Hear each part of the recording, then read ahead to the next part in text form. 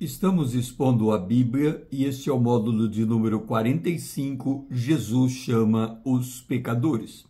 Por todo lugar por onde ia, as pessoas vinham atrás de Jesus, tanto os doentes quanto os endemoniados, tanto os que tinham fome como sede de justiça.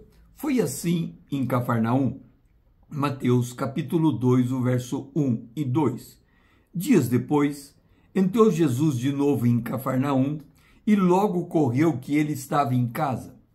Muitos afluíram para ali, tantos que nem mesmo junto à porta eles achavam lugar, e anunciava-lhes a palavra. Qual era a palavra que Jesus anunciava? Marcos capítulo 1, versículo 15, dizendo: o tempo está cumprido e o reino de Deus está próximo. Arrependei-vos e crede no Evangelho.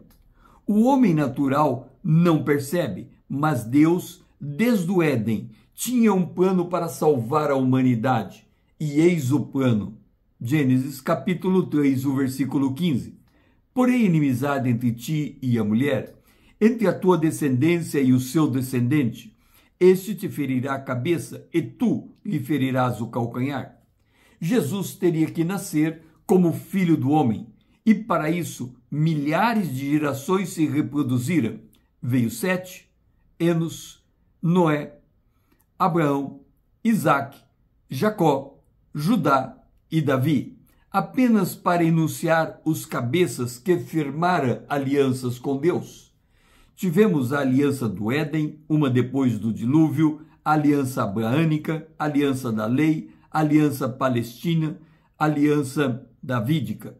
Enquanto essas alianças entre Deus e o homem estavam sendo firmadas, os homens do Antigo Testamento eram salvos pelo Cordeiro de Deus que havia de vir. Pouco sabia que Jesus ia nascer de Maria, se tornando o Cordeiro de Deus. Dentre os que vieram ver Jesus em Cafarnaum, chegou um paralítico. Este homem representava todos aqueles que, pela pressão da vida, se encontram paralisados, sem saber o que fazer, dependendo dos outros. Marcos capítulo 2, o verso 3 e 4. Alguns foram ter com ele, conduzindo um paralítico, levado por 4 homens, e não podendo aproximar-se dele por causa da multidão, descobriram o eirado no ponto correspondente em que ele estava e, fazendo uma abertura, baixaram o leito em que jazia o doente. Para chegar a Jesus, muitas vezes é preciso vencer barreiras e obstáculos. São muitas as coisas desse mundo que procuram nos afastar de Deus.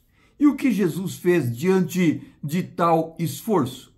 Para muitos, a prioridade deveria ser curar o paralítico.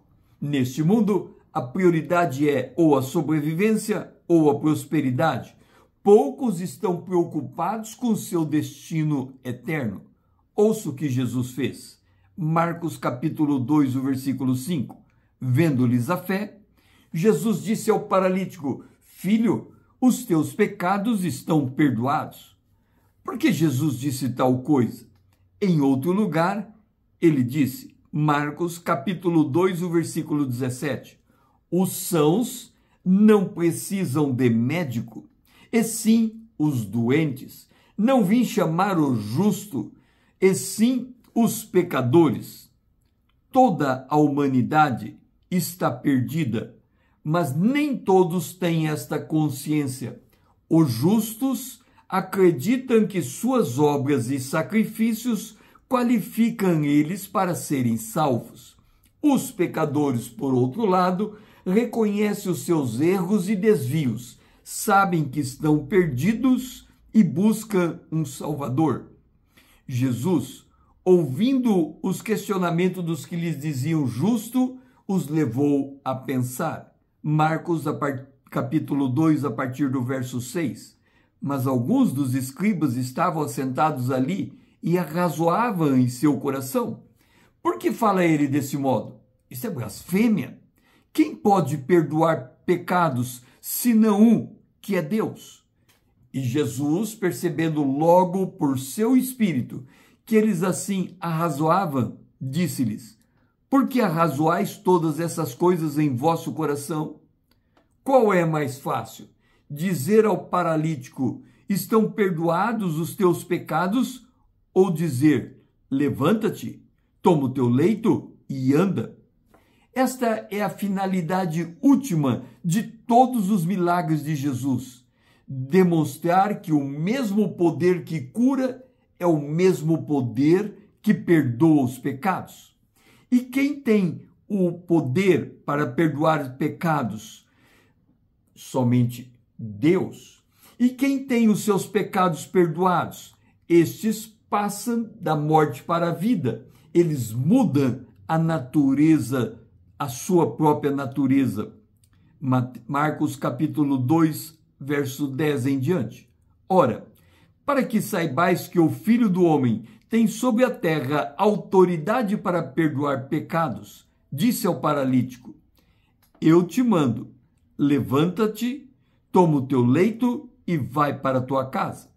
Então ele se levantou e no mesmo instante, tomando o leito, retirou-se à vista de todos, a ponto de se admirarem todos e darem glória a Deus, dizendo: jamais vimos coisa assim. Para os escribas, Jesus era um homem comum. Eles não criam no Salvador, mas uma coisa eles estavam certos: só Deus pode perdoar pecados do jeito de Deus. Levítico capítulo 4, versículo 20. E farás a este novilho como fez ao novilho da oferta pelo pecado, assim lhe fará, e o sacerdote por eles fará expiação, e eles serão perdoados. Somente pela morte de um cordeiro inocente, no templo de Israel, um pecado podia ser perdoado. Por isso os escribas diziam: só Deus pode perdoar pecados. Mas Jesus não era um homem comum. João 1,29, assim ele foi apresentado: eis o Cordeiro de Deus que tira o pecado do mundo. Sobre este Cordeiro, o pecado do mundo foi lançado e devidamente castigado. Isaías capítulo 53, o versículo 4. Certamente ele tomou sobre si as nossas enfermidades e as nossas dores levou sobre si. E nós o reputávamos por aflito, ferido de Deus e oprimido. Mas ele foi traspassado pelas nossas transgressões e moído pelas nossas iniquidades. O castigo que nos traz a paz estava sobre ele, e pelas suas pisaduras somos sarados. Todos nós andávamos desgarrados como ovelhas, cada um se desviava pelo seu caminho, mas o Senhor fez cair sobre ele a iniquidade de nós todos. Ele foi oprimido e humilhado, mas não abriu a boca. Como cordeiro foi levado ao matadouro, e como ovelha muda perante os seus tosqueadores, ele não abriu a boca. Quando Jesus perdoa pecados, ele o faz graciosamente, porque ao fim ele vai morrer no lugar do pecador. Este é o amor de Deus, entregar o seu filho, o seu próprio filho, pelo pecador. João capítulo 3, versos 16 e 17. Porque Deus amou o mundo de tal maneira que deu o seu Filho unigênito, para que todo aquele que nele crê não pereça, mas tenha vida eterna. Porquanto Deus enviou o seu Filho ao mundo, não para que julgasse o mundo, mas para que o mundo fosse salvo por ele. Em João capítulo 1, versículo 12, nós temos: mas a todos quanto recebera, deu-lhes o poder de serem feitos filhos de Deus, a saber, aos que creem no seu nome.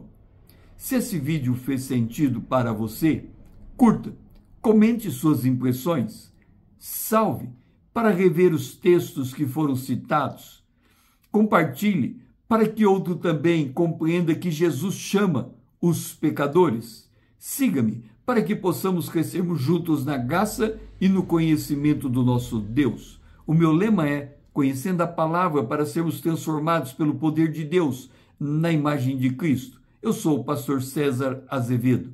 Grato por me ouvir, grato por me seguir e até a próxima.